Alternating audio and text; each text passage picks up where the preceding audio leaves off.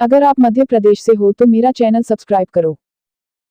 पश्चिम बंगाल में तृणमूल कांग्रेस की वापसी के बाद भारतीय जनता पार्टी बीजेपी के दफ्तरों और कार्यकर्ताओं पर हमले हो रहे हैं। बीजेपी का कहना है कि मतगणना के बाद उसके कम से कम 9 कार्यकर्ताओं की हत्या कर दी गई है। उनके घरों और दुकानों में लूटपाट की जा रही है तो आगजनी और तोड़फोड़ की भी कई घटनाएं हुई हैं।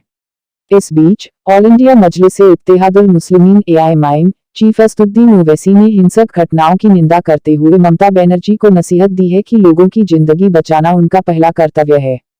ओवैसी ने कहा, जीवन का अधिकार मौलिक अधिकार है। किसी भी सरकार का पहला कर्तव्य लोगों की जिंदगी बचाना है। यदि वे ऐसा नहीं करते हैं, वे अपने मौलिक कर्तव्य में विफल हैं। देश के किसी भी हिस्से में लोगों की जिंदगी बचाने में किसी भी सरकार की असफलता की हम निंदा करते हैं। भारत में कोरोना वायरस का अभी और विकराल रूप देखने को मिल सकता है। देश में कोरोना वायरस संक्रमण के आंकड़े और उससे होने वाली मौतें बढ़ती जा रही हैं।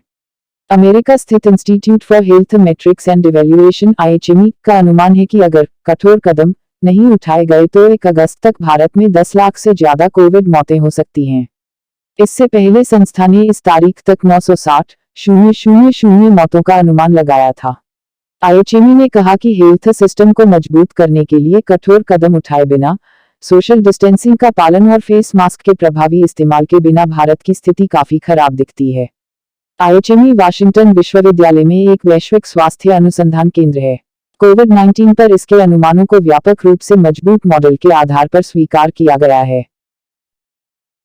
कोरोना संकट के बीच जब भारत सांसों के लिए संघर्ष कर रहा है, ऐसे में एक बार फिर से वही मालवाहक विमान लाइफलाइन बने हुए हैं, जो चीन से तकरार के वक्त लद्दाख में भारतीय सेना के अहम हथियार बने थे।